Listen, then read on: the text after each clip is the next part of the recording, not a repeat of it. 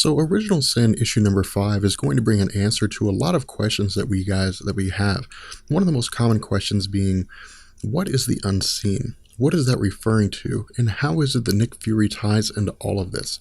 Now, in order to make this video make sense, I would highly suggest that you guys go back and watch my discussion on Nick Fury. And the reason why is because that video will give us Nick Fury as he'd been presented by Marvel Comics up until this point. And so what this video will do is fill in the blanks. It'll tell us what Nick Fury had been doing on the other side of that video, what he had been doing when he wasn't appearing in Marvel Comics, when he wasn't a part of any major storyline. Now, what we see going on as the story begins to take off is that Nick Fury is starting immediately after his discussion with the superheroes at the end of Original Sin issue number 4. And what he tells us is that in order to make this make sense, we have to go back to 1958 in Kansas. And what we see here is that Nick Fury, along with several other soldiers, is fighting some kind of invading alien race. They are breaking into the planet Earth by way of a portal for whatever their intentions or goals happen to be. Now, Nick Fury at this point is part of Army intelligence, and so this is shortly after Nick Fury has been introduced to us in the Marvel Comics as part of the military. But again, if you recall our discussion about Nick Fury, we had talked about how there came a point whereby Marvel was publishing two instances. Marvel was publishing Nick Fury when he was in World War II, but they were also publishing his character when he was a part of the CIA, and this takes place in between that. What we see going on here is that Nick Fury, along with these soldiers, while they're fighting these various aliens, are doing the best they can, but for the most part, they're almost entirely outnumbered. They're almost entirely outmatched just due to the technology at the disposal of these various alien races. In addition, we see some kind of an explosion when the grenade goes off, and what we see going on here is that as a result of this explosion, almost all of Nick Fury's team is killed, and the aliens are continuing to advance out of their portal. From here, we see that Nick Fury, for the most part, begins to embrace the most likely possibility that he will die, that the planet Earth will most likely be taken over by these aliens, and that there really won't be a whole lot that anybody can do about it. Nick Fury tells us how during this time they had fought various aliens here and there, they had fought different organisms and whatnot, but he had never seen an alien invasion on this scale before. He was totally unprepared for it. But what we see is that at the last minute, an unknown individual appears and begins destroying the forces of these aliens. In addition, he begins saying things like the package has been delivered, and tell someone named Howard to do it. Now, we don't really know what this means, and we don't really know who he's referring to or who this individual is, and for the most part, in terms of his name, he's not extremely important. But what is important here is the role that he plays in the Marvel Universe. What we see here with Nick Fury's reaction is he really doesn't know what to do. He says that if this individual is part of Army intelligence maybe, or part of the armed forces, that he's way above Nick Fury's pay grade. In addition, we see that as this individual is fighting various aliens, that he is injured, and when he's injured, the result is that he's injured in a mortal way. Nick Fury runs to his side and realizes that he's been impaled, and Nick Fury tells him try not to move. He tells him to stay still. The response from this individual to Nick Fury is that if Nick Fury is saying this, then most likely his injury is mortal. Nick Fury says that he's seen worse, but this individual replies by saying, haven't they all? In addition, this guy says that he always thought it was going to be the Skrulls that would do him in, not this unknown race of aliens. And we see that he begins to warn Nick Fury, to tell Nick Fury to watch out for the Skrulls, because one day they're liable to do something. But before he's able to tell him, he begins to struggle and sort of begin to succumb to his injuries. In addition, what we also see Nick Fury saying is that if this individual has somebody to write to, if he has somebody that he wants to pass a letter to, then he should do it now, and Nick Fury will deliver that letter for him. But this individual says that the only people that are waiting for him are the people that he'll be seeing almost immediately when he dies, and those are the people that will see him in hell, most presumably due to the actions that he's committed, or possibly the people that he's killed. What we also see going on is that the portal has, for the most part, been totally destroyed. But on the other side of this portal is some kind of, again, alien race. And Nick Fury begins to reflect on this. Nick Fury says that he didn't really know what to do in this whole situation, that he was simply just sitting in Kansas in 1958 with a dead man in his arms staring at an alien portal that had been totally destroyed, and was really trying to make sense of it all. He said that, of course he saw different aliens screaming and so on, and that that, while they were being killed, that in the end, it was just strange, that it was something that he wasn't really used to, that he wasn't really able to deal with, because he'd never experienced anything like that before. We see that in the end, this individual succumbs to his injuries, but then we see that another unknown person runs up, and he says that the bomb that's been used is going to make him make a small fortune for him. In addition, he refers to this unknown man as Woody, and this is when we learn that this individual's name is Woodward McCord, or at least we learn it later on. And what we see going on is that Nick Fury immediately stands up and points a gun at this unknown individual. This unknown individual tells Nick Fury that he's a good guy, that he's not here to hurt anybody, and Nick Fury thinks that he begins to recognize him, but then we see this unknown individual sees the body of Woody, and he asks Nick Fury if Woody is dead. Nick Fury says yes, and as a result, this man introduces himself to Nick Fury. What he says is that his name is Howard Stark, and begins to say that he believes they may have met before, but before he can say anything else, Nick Fury cuts him off and asks him, who is this man that just died to save the world? In addition, we see that from here, Nick Fury and Howard Stark are traveling to some unknown destination, and Howard Stark begins explaining what it is that's been going on. What he tells Nick Fury here is that this wasn't the first time that the planet's been invaded by aliens. He says that this is actually far from the first time. He says for every encounter like the one that's been experienced, for every encounter whereby aliens are able to step foot on the planet Earth, there had been dozens more whereby that had never happened, where the aliens had been destroyed before they could ever arrive here. And he said it was all done because of men like Woodrow McCord. Now, what he says is that Woodrow McCord is the man on the wall, more or less, that he is the man that stands between absolute destruction and the ability for humanity to continue existing.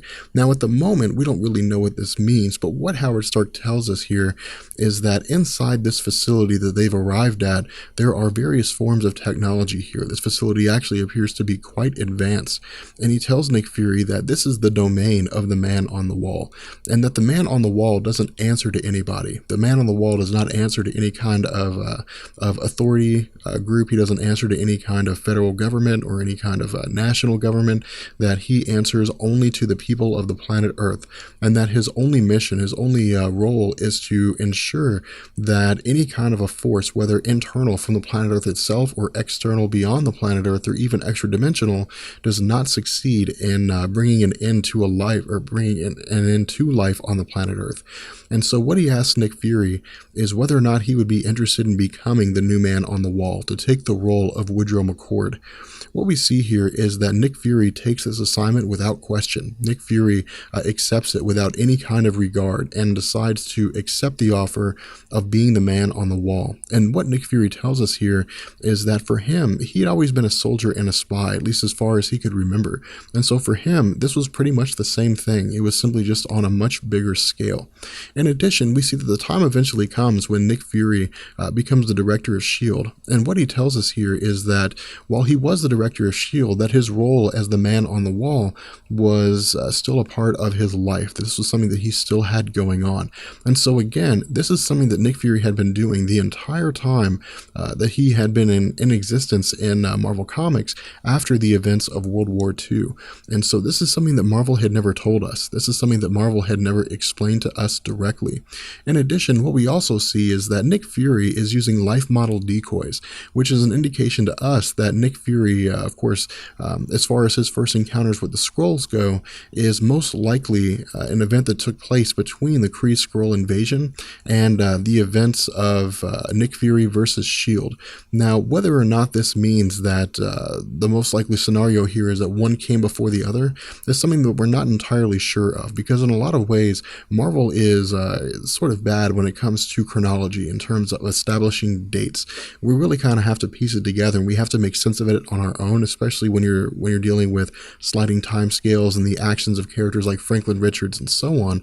But what we learn here is that Nick Fury is interrogating a Skrull, and Nick Fury is attempting to gain some kind of information from it. Now, we don't really know why, but what we see here is that Nick Fury is presumably trying to attain whatever it is that he needs by using physical force in order to force this information out of the Skrull.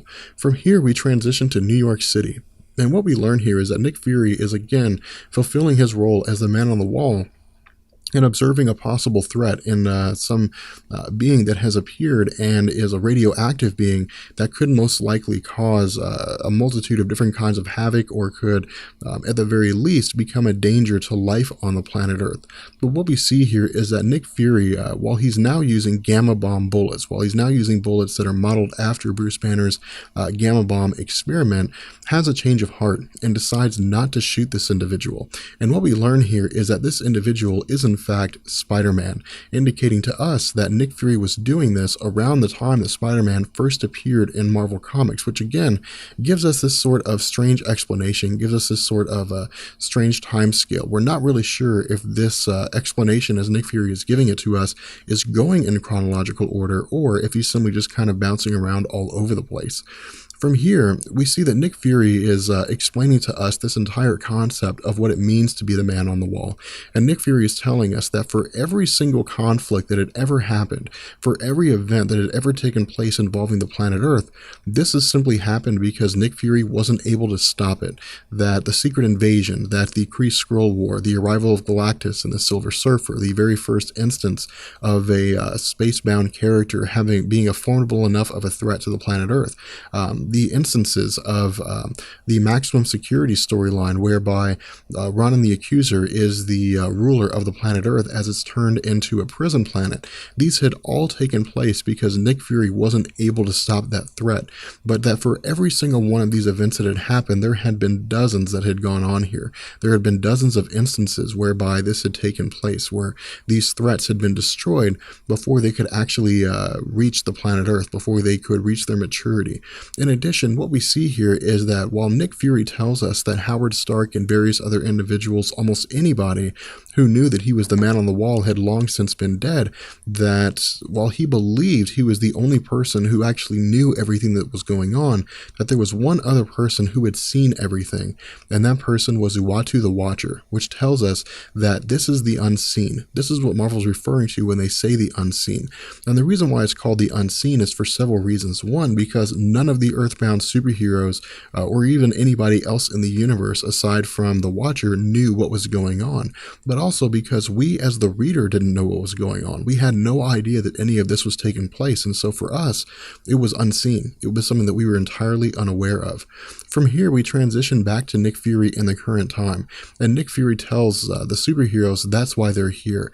He tells them that this is the reason why they've all arrived in this place, and he asks them if they have any questions. What we see is these superheroes dealing with them in their own way, dealing with this news in the best way they know how. We see that Doctor Strange says that this doesn't make sense, that what Nick Fury is confessing to can't be true, because this isn't the Nick Fury that he knows. But the question that has to be asked here is, has Doctor Strange ever actually dealt with the real Nick Fury? Or has every instance where he's met Nick Fury been Nick Fury using a life model decoy? Has it been Nick Fury simply hiding on a satellite near the moon, and Doctor Strange and various other superheroes all talking to life model decoys, which seems to be the case. It seems to be that ever since the introduction of life model decoys in the Marvel Comics, that no one has ever actually talked to Nick Fury, that everybody has been communicating with life model decoys all this time. But again, this is something that Marvel doesn't really go into a deep explanation about.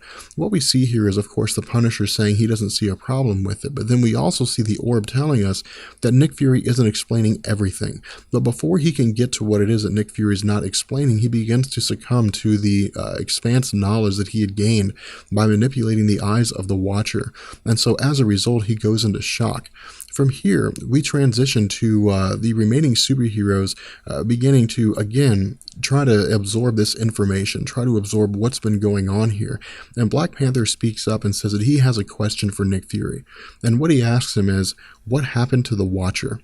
Nick Fury replies here by simply saying that the Watcher died, and that now he supposes is his turn. With that being said, this brings an end to Original Sin issue number 5, and what we'll see with issue number 6 is this continuation of this story. We'll find out that there's actually a lot more going on here than we were initially led to believe, and that Nick Fury, despite the fact that he pretends as though he's not really sure what's going on with the Watcher, that he actually has quite a bit of knowledge in terms of what it was that happened with the Watcher. With that being said, I will catch you guys later. Peace.